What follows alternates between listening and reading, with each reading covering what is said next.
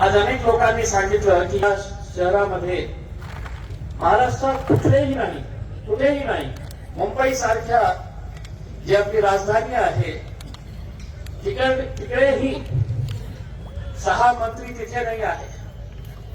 पण हे आपल्या शहराला मिळालेले आहे. केंद्र मंत्री आहे, 2 केंद्र मंत्री आहे, 4 राज्याचे मंत्री आहे. तरी सुद्धा अशी का आपल्याला वेळ आलेली आहे की आपल्या हक्काचा आपल्या कष्टाच्या पैशासाठी आपल्यावर इतका उन्हामध्ये आपल्याला तास बसावा लागत आहे. आणि कोण बसलेले आहे? एका माणसाचे एका महिलांचं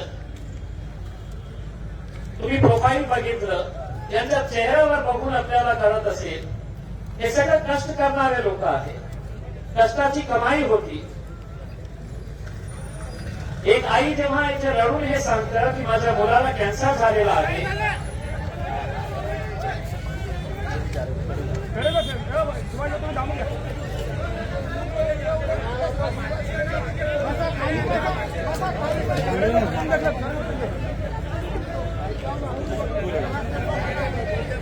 चला ठीक है मैडम भाई चलो.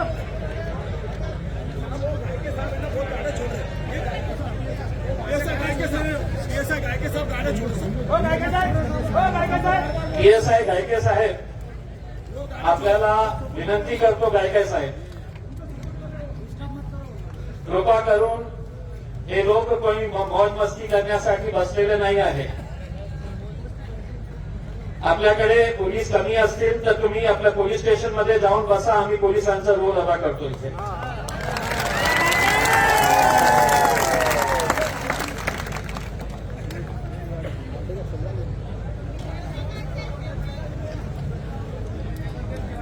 तर हे दुर्दैव नाही आहे तर काय आहे? एका 95 इयर्स 95 वर्षाची एका वयोवृद्ध महिला या आंदोलनामध्ये येते. ही जी बाई बसलेली आहे ही कुणाची आई असेल? 2 लाख रुपये शेती विकून आज भीक मागण्याची वेळ आलेली आहे. का असं होत आहे? म्हणजे का सरकार, प्रशासन, पोलीस याच्या बाबतीत गांभीर्य होत नाही, गांभीर्याने हे प्रकरण घेत नाही? म्हणजे सरकार किती पॉवरफुल असतं आपण सगळ्यांनी बघितलं. त्याने काही करायचं असेल तर रात्री 3 वाजता ते GR काढू शकतं. मग तुमच्या बाबतीत काय इतकं महिने लागत आहेत? म्हणजे जे निर्णय तुम्ही घेतलेला आहे ते वोट बँकशी संबंधित आहे.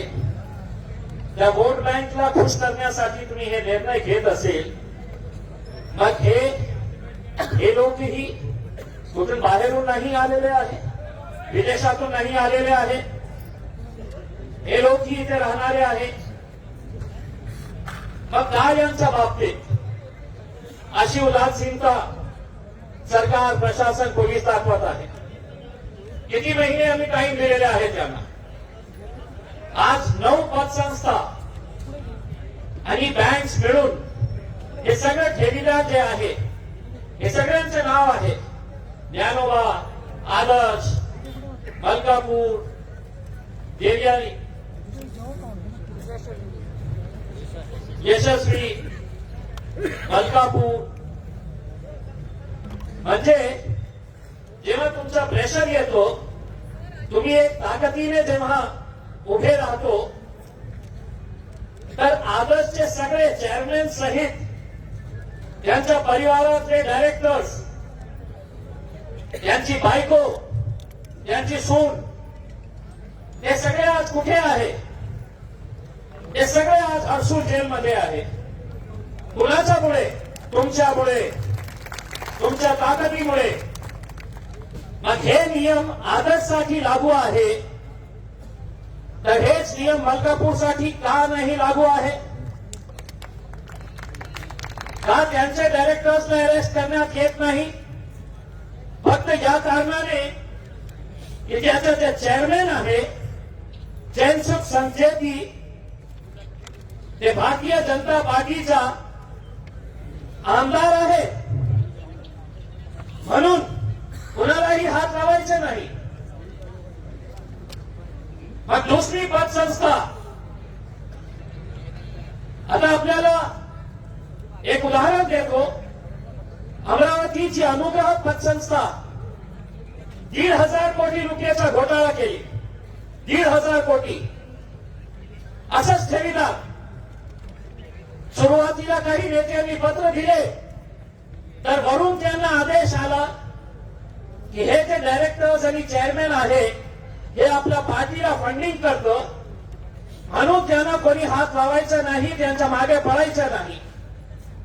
म्हणजे तुम्हाला फक्त पैसा मिळत आहे म्हणून हे गोरगरीब लोकांना सोडून द्यायचं. त्या चेनसूट संस्थेच्या वाढदिवसासाठी मुख्यमंत्री उपमुख्यमंत्री जेव्हा नागपूरला अधिवेशन झालं तर त्याच्या घरी गेले होते सेलिब्रेट करायला. लाज नाही वाटली. हे गोरगरीब लोक रस्त्यावर उभे आहे, त्यांच्या कष्टाचा पैसा तुम्ही खाऊन बसलेले आहे आणि त्याचा वाढदिवस तुम्ही साजरा करण्यासाठी त्याच्या घरी जाता.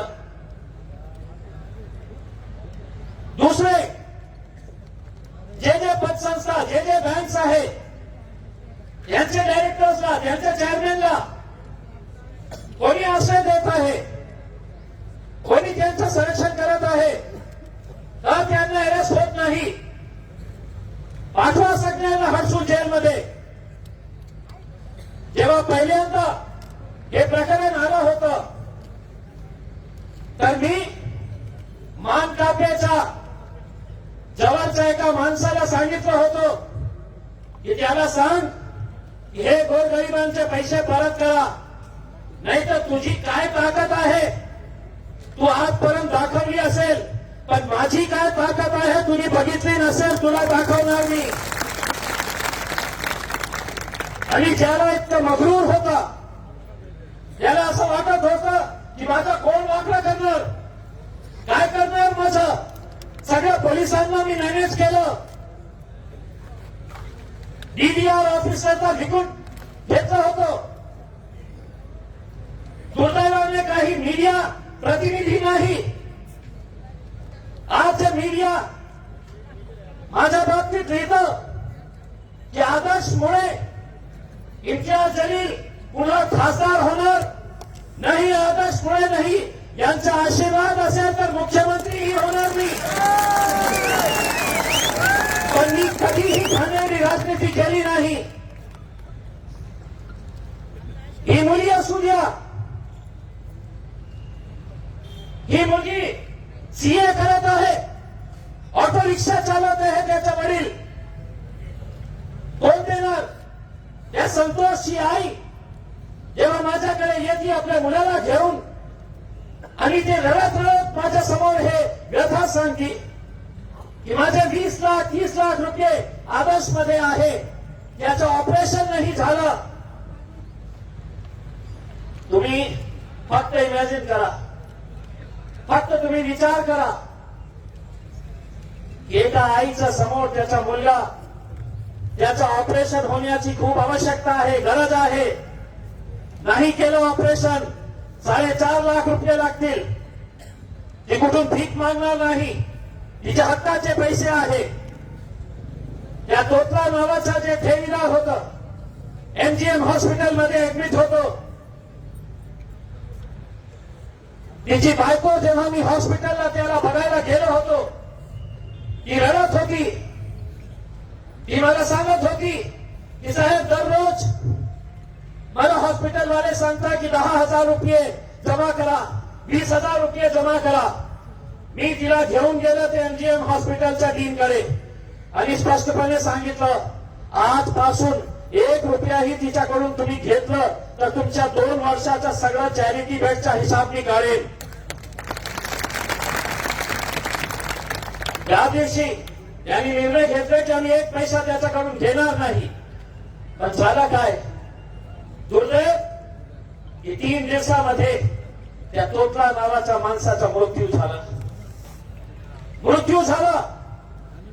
मी पोलीस कमिशनर साहेबांना सांगितलं की साहेब त्या माणसाचा मृत्यू झाल्यानंतर तुम्ही 20 लाख पेक्षा त्याला 40 लाखही दिले तर तिचे बायकोचा ते पैसे कसल्याही कामाचे नसणार आहे. माणसं मेल्यानंतर आज मी येताना जे कागडे साहेब आहे हे जरा गप्प बसा.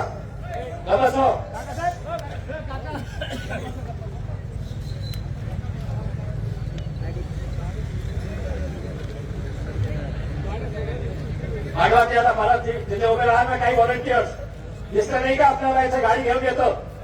बरोबर हे तिथे उभे राहा.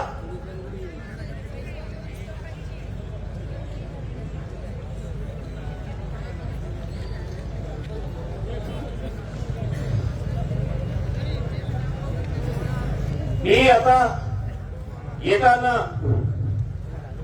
काही जानकारी घेऊन आलो. आदर्श पतसंस्थेच्या बाबतीत 18 प्रॉपर्टीज त्यांनी लिलावासाठी टाकली होती. यांचे जे 2 मोठे प्रॉपर्टीज आहे जे एक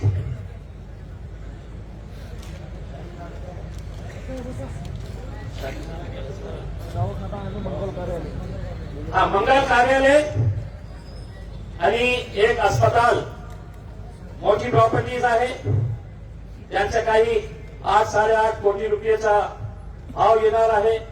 त्यांनी जे निश्चय केलेला आहे ते रेडी रेट प्रमाणे. आता एकदा त्याचा लिलाव करण्यात आला, कोणी आले नाही. दुसऱ्यांदा करण्यात आलं, कोणी आले नाही.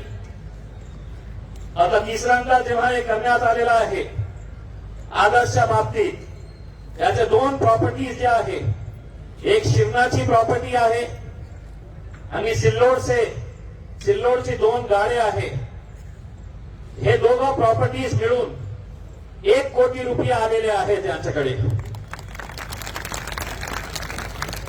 मग मी त्यांना विचारलं की तुम्ही रिकव्हरी किती केली आतापर्यंत, या 9-10 महिन्यामध्ये तुम्ही रिकव्हरी किती केली.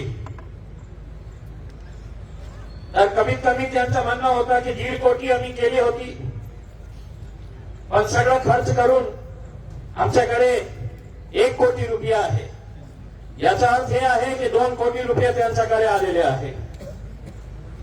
आता जे 2 मोठी प्रॉपर्टीज आहे ते मंगल कार्यालय आणि हॉस्पिटल, ते 3दा याचं ऑप्शन करूनही कोणी आले नाही. आता नियमाप्रमाणे कोणताही ऑप्शन करायचं असेल तर 3 टेंडर्स येणं बंधनकारक असतं. 3 लोकांनी आपला इंटरेस्ट दाखवायला पाहिजे, ते टेंडर भरायला पाहिजे, ते नियम आहे. आता 3 वेळा जेव्हा कोणताही प्रतिसाद मिळालेला नाही, आता पुन्हा ते प्रॉपर्टी टाकण्यात आलेली आहे आणि आता एका माणसानेही एकही टेंडर आला तर ते त्यांना देण्यात येईल. म्हणजे 8-9 कोटी रुपये जे मंगल कार्यालय आणि हॉस्पिटल कडून, आणि समजा तेही नाही आले तर आम्ही आज विभागीय आयुक्त साहेबांना हे सांगणार आहे, हे 2 प्रॉपर्टीज तुम्ही सरकार क्षेत्राला सांगा, आदेश द्या की तुमच्या नावाने ट्रान्सफर करा आणि ते पैसे यांना परत द्या. आणि जे 18 प्रॉपर्टीज ऑप्शनसाठी टाकण्यात आले होते त्याच्यापैकी 2 प्रॉपर्टीज शिवना आणि सिल्लोडचे गेलेले आहे. 1 कोटी रुपया त्याच्यातून आलेला आहे. आणि बाकी 16 प्रॉपर्टीज जे आहे त्याच्यासाठी एक्सटेन्शन देण्यात आलेला आहे 8 फेब्रुवारी पर्यंत. 8 फेब्रुवारी पर्यंत त्याच्या उरलेली जे प्रॉपर्टीज आहे 16 प्रॉपर्टीज, त्या प्रॉपर्टीज 8 तारखेपर्यंत कोणीही ऑप्शन मध्ये भाग घेऊ शकतं. अजंताचेही काही लोक आलेले आहेत, बघा